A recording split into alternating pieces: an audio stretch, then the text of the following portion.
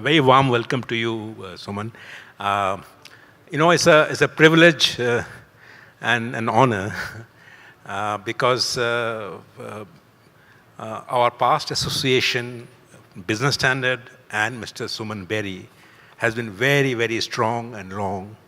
Uh, uh, there was a time when Business Standard's editorial pages would not be complete without Mr. Berry's very distilled views on the state of the Indian economy and the global forces at play. So it's a particular, a special moment that when we are celebrating the 50th year of Business Standards publication, and this is the final session of a two-day event, to have Mr. Berry amongst us, and he very kindly agreed. He normally does not go to these events, and we feel particularly privileged and honored to have him here. Thank you, Suman, for being here. No, I have to say it's a privilege for me, but also a little alarming because I realize that of your 50 years, I've known you and the paper for half that time. So 25 years have just sort of slipped away. But no, I have the greatest regard for the standards of the paper, and for, since we're trading compliments, Ashok, your Raisina Hill columns are, I would say, on par with weekend ruminations that no longer exist. And, just by quoting those two bylines, you can see that I follow the paper very closely. And so I thought that this was an invitation it was worth rushing back from Bangkok for, because I arrived this morning. Thank you very much, and thank you very much for taking this trouble. Let me get into the issue today, which is we are looking at the Great Reset, India in a New World Order. As your introduction to this audience also talked about your global roles that you have played in the World Bank or in Shell, let me ask you, how diverse and complex do you see this global reset, or is it a global reset at all, particularly at a time when I find many columnists in different newspapers, and even in this forum, here today, some people did express this view that this reset may not be a risk or a threat, it may be an opportunity. So what is your overall take on this global reset, whatever manner you want to describe it? Well, as Zhou Enlai was famously quoted as commenting on the French Revolution, it's too early to tell. So I think that's reasonable. So if you would allow me, I'd make some comments about the US, which I've lived in for 25 years, or actually first encountered as a schoolboy in the 50s, and then talk a little bit about what any of this might involve for India. Sure. So, the story really begins with the US as the dominant power after the Second World War. And for whatever reason, they created a set of institutions, or the UN, the World Bank, the IMF, etc., out of enlightened benevolence. But let's be clear that any time this did not suit them, they felt able to change. And an early example of that was, of course, Nixon going off the par value, the Bretton Woods system. A second demonstration of that was, when Japan was dragged kicking and screaming under the Plaza Accord. What has been happening in terms of US treatment of the WTO. So the notion that the US has the privilege to reshape the rules of the rules of the game to suit itself is, I think, not unusual. Sure. I think slightly more intriguing is why the US feels beleaguered at this particular time, because, by most indicators, certainly compared to Europe and Japan, I mean, there's this American exceptionalism in technology, in markets, in innovation, and in growth and in productivity. And so, be that as it may, it suited, as it were, President Trump's agenda to suggest that the U.S. was in the gutter and he was going to fix it. I would make a related point, Sure. which is, I'm sorry for such a long response, but I just make the related point that it is also a goal of the U.S. I've already talked about them being willing to toss the rules aside when they felt they needed to, but also that the U.S. is very protective of its hegemony, as it were, or being top dog. And I think that that now being threatened, particularly by China, is what is new as compared to the earlier moments. I'll leave it at that. Sure. No, I think I didn't want to stop you, but since you have taken a pause, let me add and just request you to reflect on this. The Chinese silence is, as the phrase goes, is deafening in the last few days. We know a little bit about how Russia is looking at the scenario. So there are various forces at work. US, you talked about the American exceptionalism. China,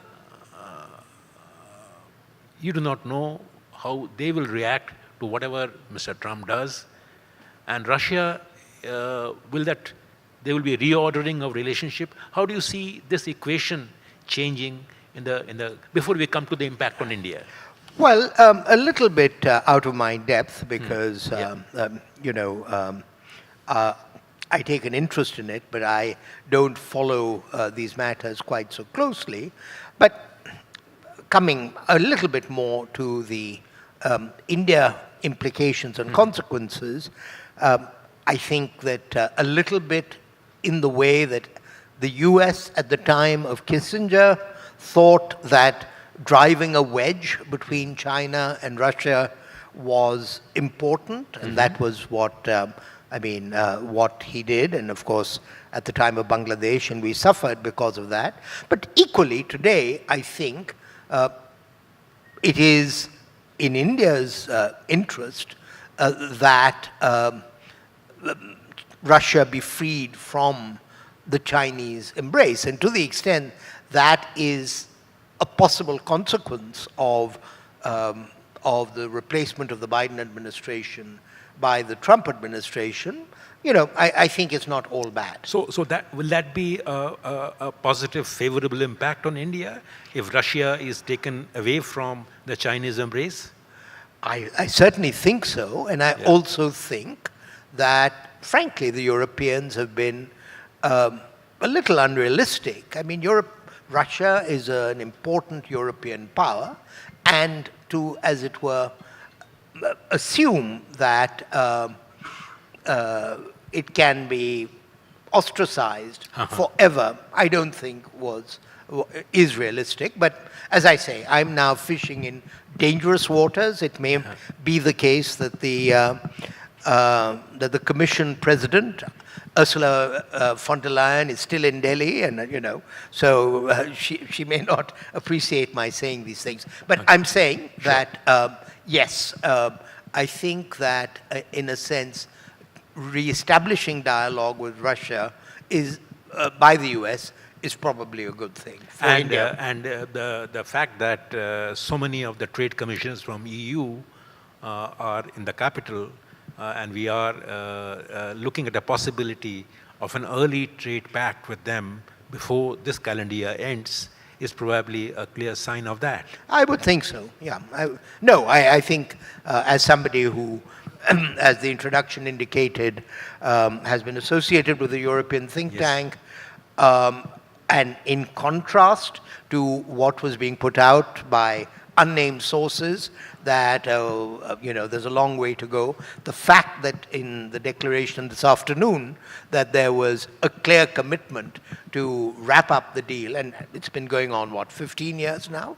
And may I also say, or point out, that quite unexpectedly, a similar long-running show, which was the deal between the Mercosur, and the EU, was concluded under von der Leyen's leadership. So these are the ways, I think, in which that Europe is beginning to create options for itself, and create some, firstly vis-a-vis China, and now to some extent vis-a-vis the US. Okay, thank you.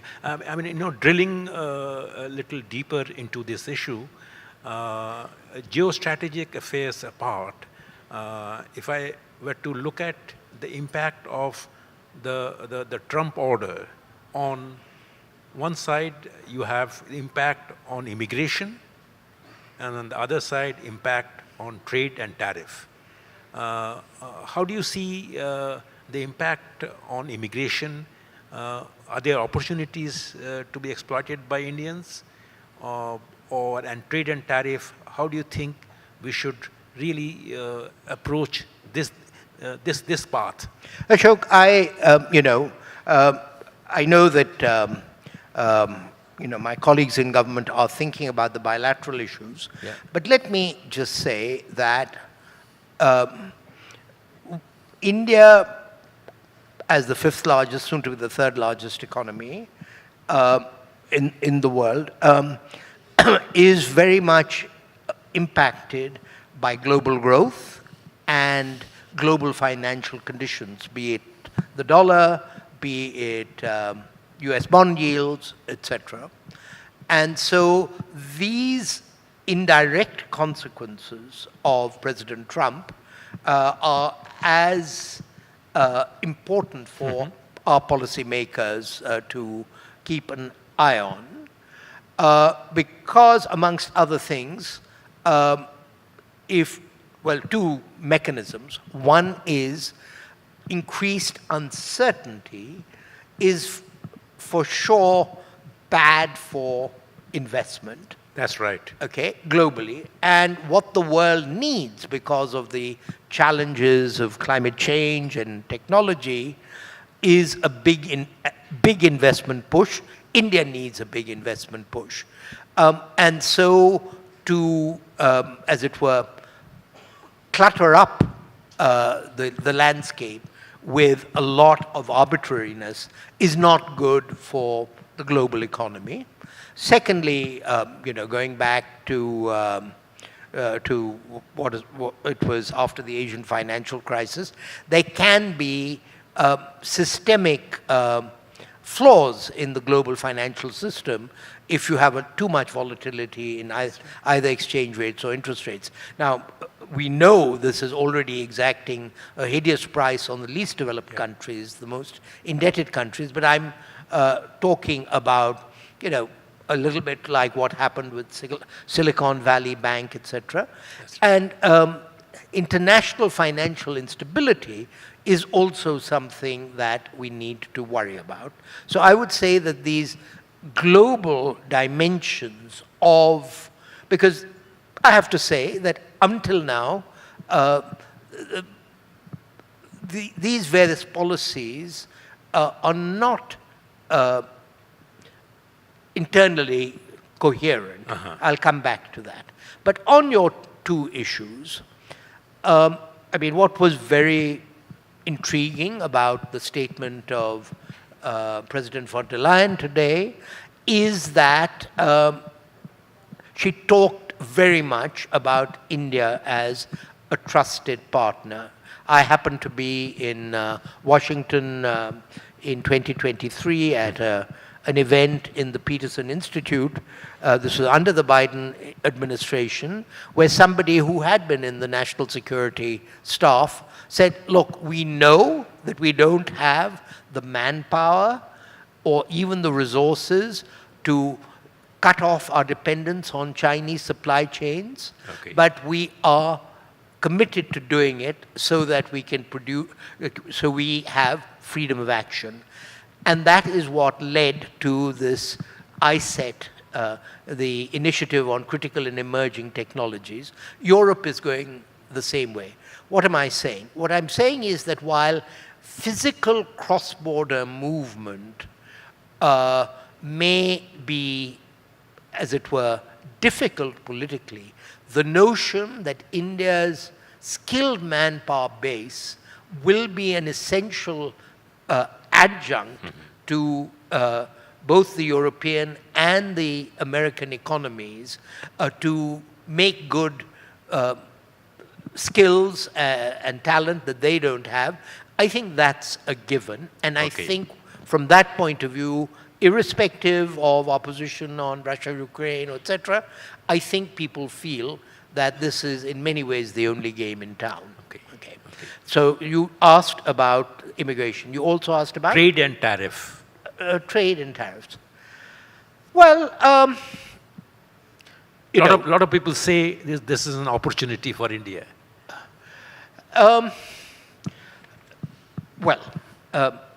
Complicated, but India, as you know, was a fairly committed member of the WTO, by which I mean that we subscribed to the most favored nation principle until we found that the big boys were deserting us. It started with the customs union of the EU, which was a departure from MFN, and then the US itself joined up for NAFTA, and now since then we've had CPTPP and RCEP. These are the regionals.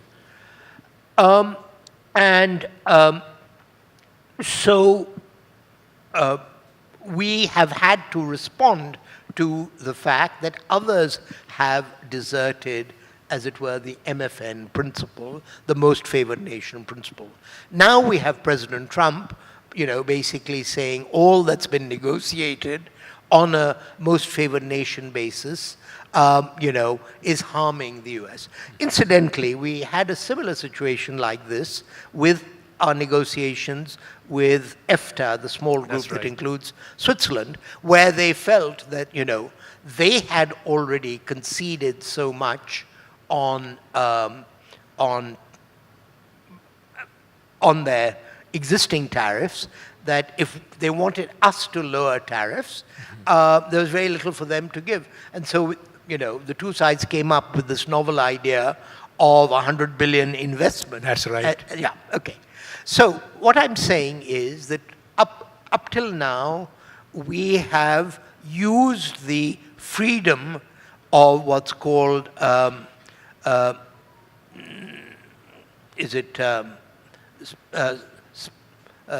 special and differential treatment for emerging markets to maintain higher tariffs than rich countries do, and we've been allowed to do that.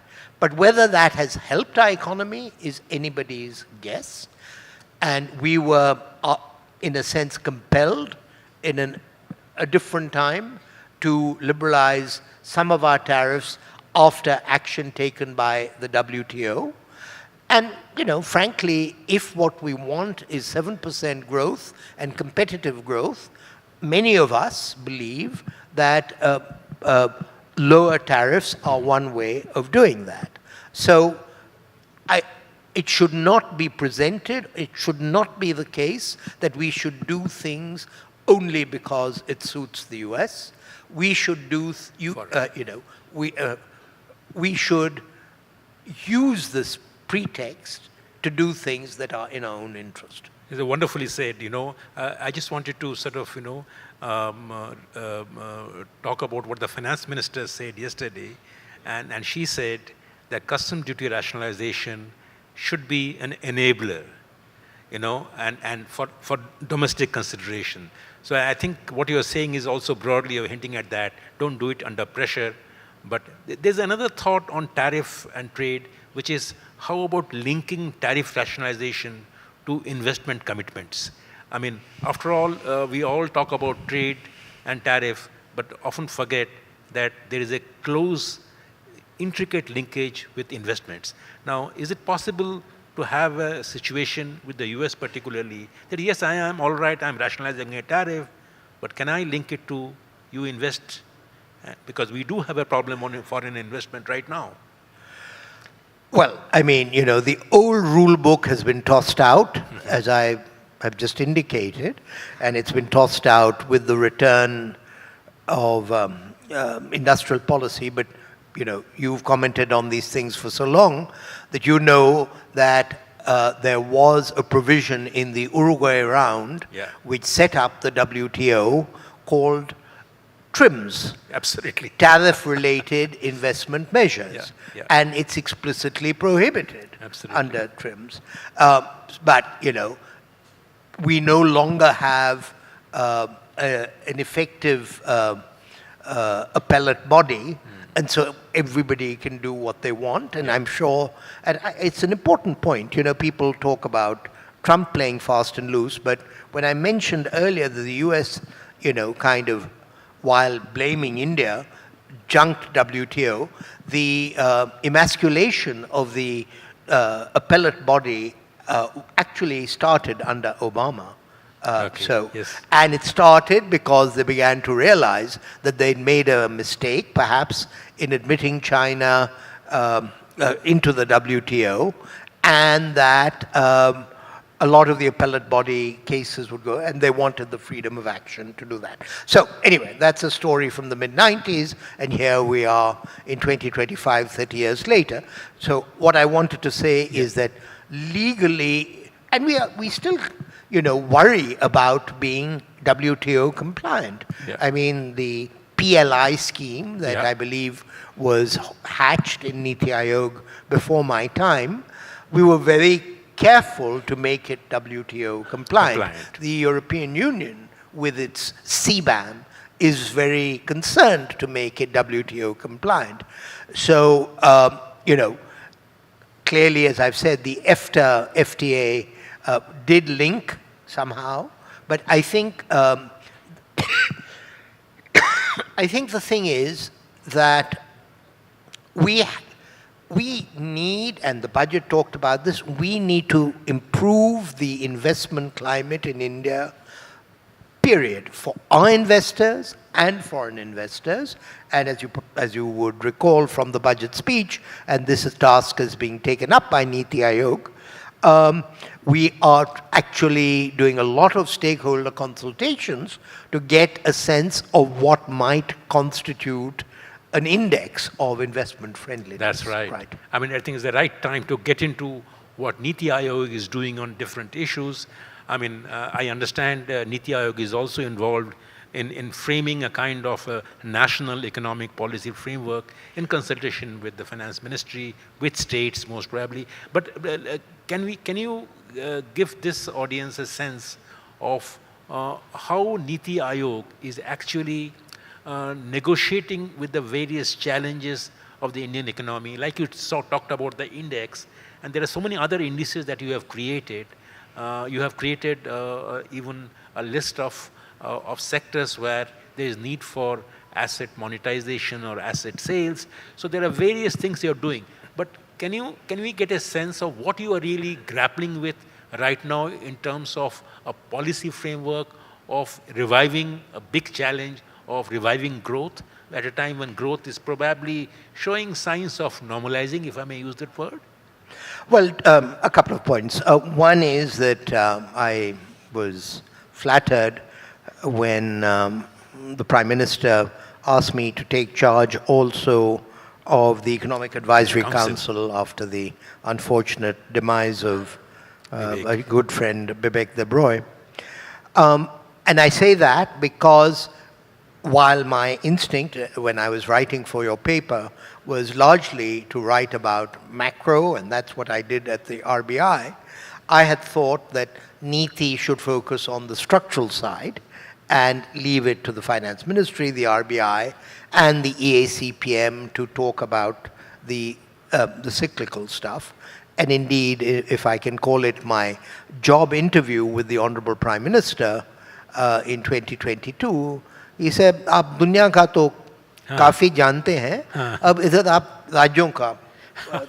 No, and I have, actually been. I've been to Gujarat, Odisha, and Andhra in just the last 3 weeks. So there's a whole world there, and if you like, the resonance of the 4 years in Europe, or longer than that if I take my time at Bruegel, I actually tend to, as it were, draw analogies between the EU, because each one of our states is, most of them are larger than most EU countries. And so the diversity and the divergence amongst the states is enormous. 2 or 3 points on that interaction, and then I'll talk a little bit about national level issues. First, people don't accept that the transition from the Planning Commission to Niti Aayog was a great blow for decentralization, but it was. I mean, the fact of the matter was, and I understand Honorable PM was, upset as a chief minister that he had to go cap in hand to the Planning Commission. But, that's a tool that he forswore in creating Niti Aayog. And Sure. he, is very explicit. You have to persuade states by the power of your analysis, the power of your ideas. So, that we have something called a state support mission, which helps create capacity, because what we found was many states wanted their planning ministries to follow the same trajectory as Niti Aayog, be more policy oriented, more, and so we are helping to support that. And then all states, as you know, all state chief ministers form part of our governing council meeting. And I do have to say that Indian citizens should not be cynical about their political leaders, because in the governing council, I see the chief ministers as extremely committed and shrewd development practitioners. I mean, obviously they have to do all the political things that they do, but at the end of the day, the notion that this collective is involved in the transformation of India, despite their political differences, is very, very encouraging. Now, to talk about the big issues facing the country, clearly getting a balance between what has been happening in higher education and meeting the aspirations of the people who have come out of our higher education system, and providing them with jobs of the kind that they feel they are entitled to, even if they may not. It's a giant enterprise, and it goes by the name of skilling, but it's a lot more than that. I mean, it's an enormous labor market with a very high degree of informality, and how you push all of this to a labor market system which encourages investment in training is, I think, an enormous challenge. It's not that the resources have not been put into it, but I think, I was just in Thailand, as I said.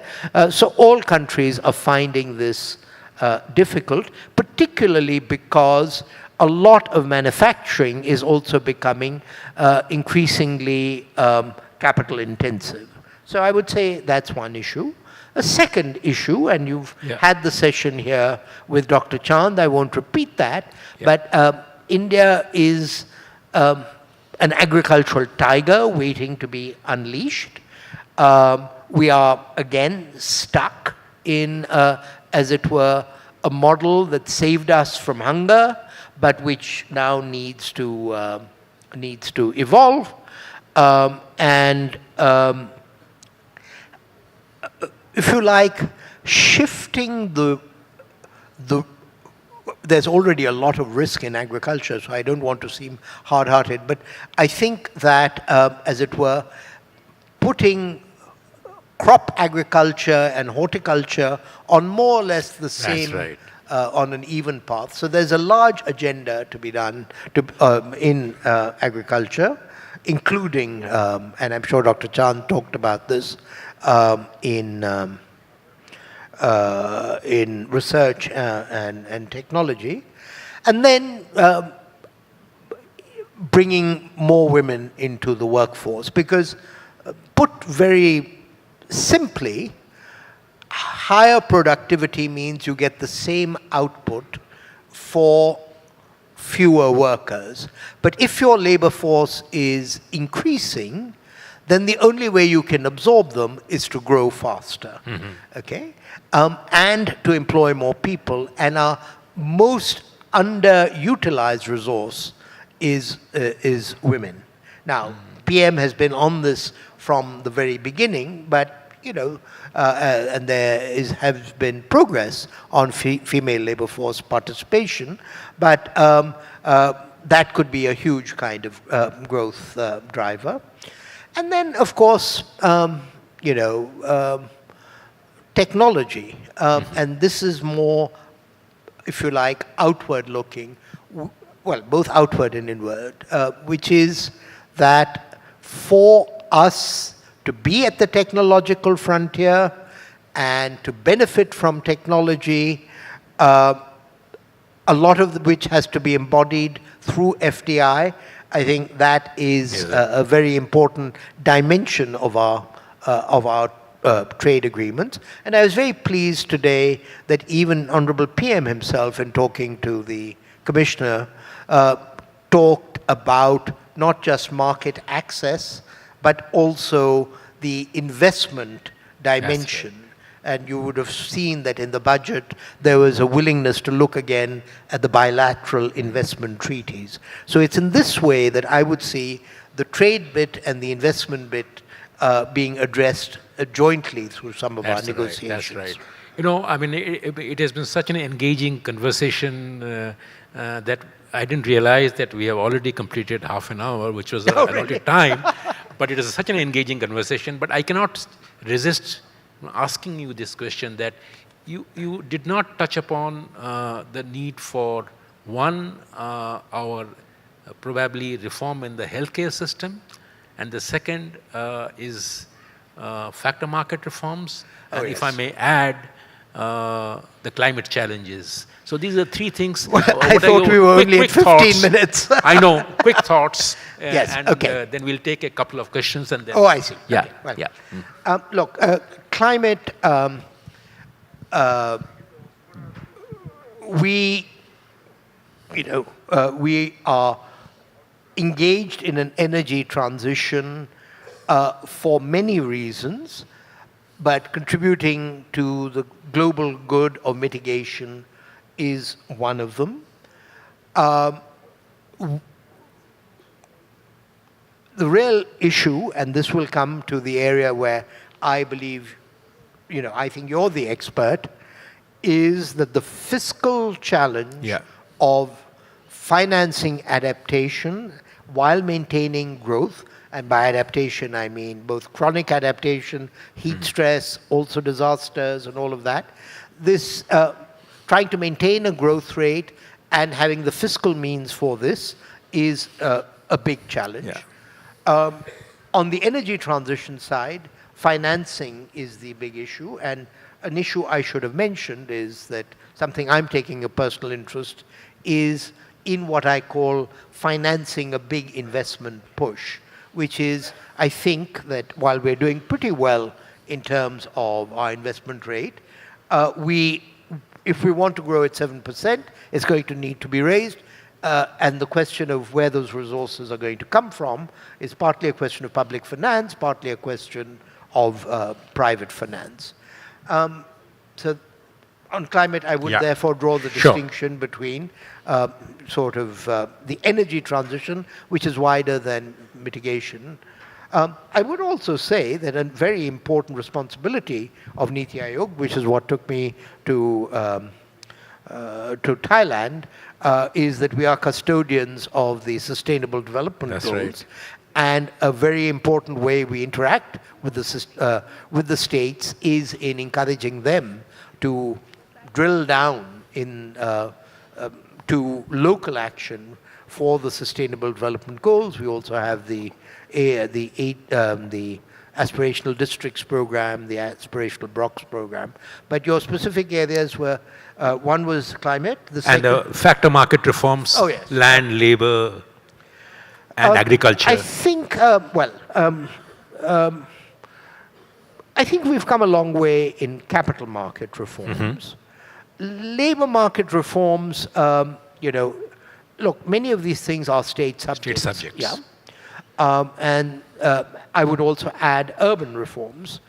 So it's for that reason that, being available to states when they wish to engage us, and also pointing out best practice becomes important. But there's no question that the biggest factor raising cost is the way our land markets work. Okay. Now, we have national laws on this, but states in general are coming up with their own schemes. And so I think it's more a question of encouraging them because clearly, unless land is available, industrialization of the kind that we want, and indeed, land is going to become a constraint even on solar power. And that's right. Labor, I think that whether labor market reforms are what are getting in the way of formalization is another discussion. But I would say that formalization of labor contracts or formalization of the labor force is important. And it's probably the labor laws that make medium and large scale enterprises shy of hiring more labor. And there's a paper that's referred to in the latest World Bank World Development Report, contrasting the US, Mexico, and India, where Indian firms remain pygmies in terms of employment, even over time. Yeah. And so addressing, and there's almost certainly a multitude of reasons for that, but I think we need, and states are going to have to act on this front. What I would say, Ashok, is that we must maintain the unity of India's labor market because we've got such different demographics. And so encouraging, even if it's seasonal migration, that remains one of very important. And it's tempting for state chief ministers to, in a sense, direct employment to their, to their own populations, but I think that would be harmful. I think that's a wonderful point you made, to maintain the unity of India's labor market, which is a big advantage, a competitive advantage. I think we have just time for 2 questions from the floor. Please be brief, identify yourself, and ask the question. Please go ahead. If there are mics, yeah. No, I wasn't looking at the monitor. Yeah. My name is Vineet Nahata. I represent Power Guild Treasuries. So you just mentioned financing of various green projects for biodiversity, climate change, maybe the other avenues. A main source of raising funds happen to be the green bonds. The Reserve Bank of India issues sovereign green bonds. Other than that, the corporates who happen to be investing in projects which are eco-friendly and which are green, they also raise bonds, raise money through green bonds. Green bonds actually are available, the interest cost over there is lower than the conventional loan rates. If a corporate can borrow at 7.5%, a green bond effectively he can borrow at 6% or so, 50 basis points lower. This 50 basis point spread we call greenium. Now in India, the greenium doesn't exist. So, overseas, there is a big market. My question is that what can be done to develop this green market so that foreign institutional investors come in a big way to tap the Indian markets in this particular segment? Okay, good. Okay. Second question, I'll just take the second question and we'll... Yeah, please go ahead. Good evening. Thank you for this engaging session. My name is Arumita Mitra and I run a foundation that works on South Asian issues. So, sir, we are a foundation registered under Niti Aayog where we are working on multiple issues. My question to you would be now, as India in a new world order, we are talking about bilateralism and multilateralism. Do you think that when we are talking about trade relations through bilateralism, we should also consider issues like South Asian issues as an Indian issues as well? Because I have seen while working in Vietnam and Singapore that labor issues, gender issues are quite similar like our country. So I would want to know your take on that, because it's not just the trade relations that develop the bilateral and the multilateral relations among the countries, but also the social development sector as well. Okay. Again, time's up, so let me not be too long-winded. No, that's not meant for you. Okay. On your question, two or three channels of response. First, it is the case that some of the big players in green energy, I'm thinking of Renew, etc., seem to be able to borrow on their balance sheet. Okay? So there is a distinction, as I understand it, between, as it were, smaller players and the big established players, Adani and Renew, etc. Second, the work that Niti has been doing, which will be released in the next couple of months, and indeed this particular working group I'm chairing personally on financing requirements, indicates that so far most of the green investment is happening domestically. There's not a lot coming from abroad. My understanding is that the green bonds were meant to, amongst other things, attract ESG types of investment, but because there isn't that kind of, or the return is not adequate, I'm not quite sure, it's so far not really proved to be a way of bidding down the cost of funds. The third issue is over what time horizon. I mean, your needs and the country's needs are now, and I accept that. But actually, the larger development of the corporate bond market could be as effective.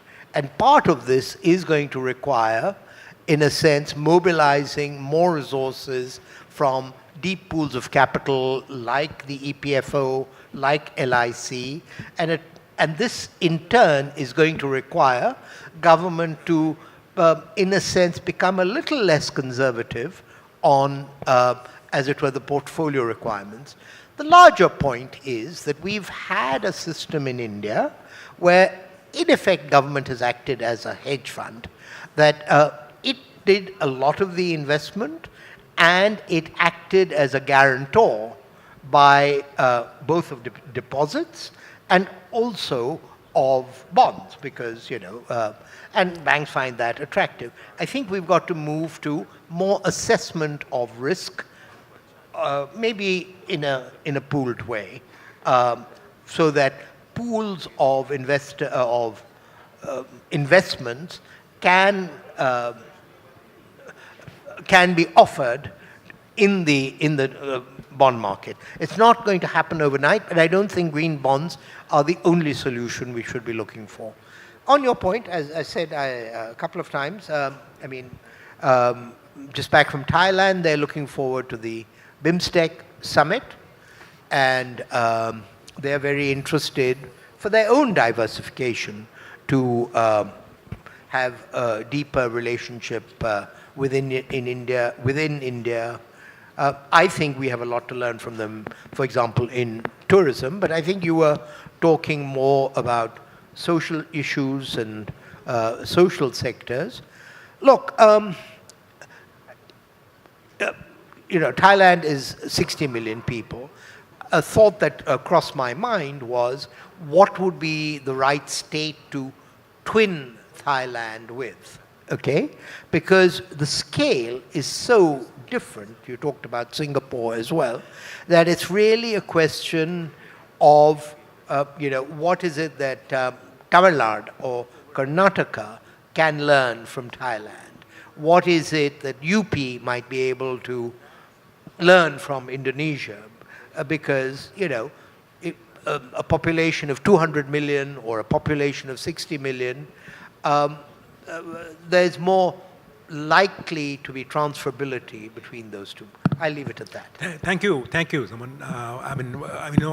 It was a wonderful masterclass it was on the state of the global economy and its impact on India, and what Niti Aayog is doing to face up to these challenges.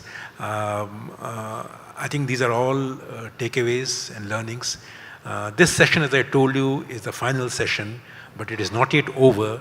I'm now honored to invite our editor, Mr. Sailesh Dobal, onto the stage and give his closing comments, and then we will have a small memento presented to you. Mr. Dobal. Yeah. Thank you, Kiwi, and good evening, ladies and gentlemen. What a 2 days it's been, In the course of the last 2 days, we've had 18 sessions and over 31 thought leaders and doers, much like Dr. Berry here. The variety of participants on display, there were top government policy makers, there were businessmen, bankers, technocrats, startup founders. And true to Manthan's moniker, which is India's premier thought leadership summit, there was ample food for thought as far as thought leadership is concerned. On day one, we had the Honorable Finance Minister, and she explained how multilateralism is on its way out, how bilateralism is now topping the agenda, how MFN is almost dead, both from the perspective of trade and geopolitics. The Environment Minister, Mr. Yadav, espoused the idea of tech transfers between global north and south in order to tackle the challenges of climate change.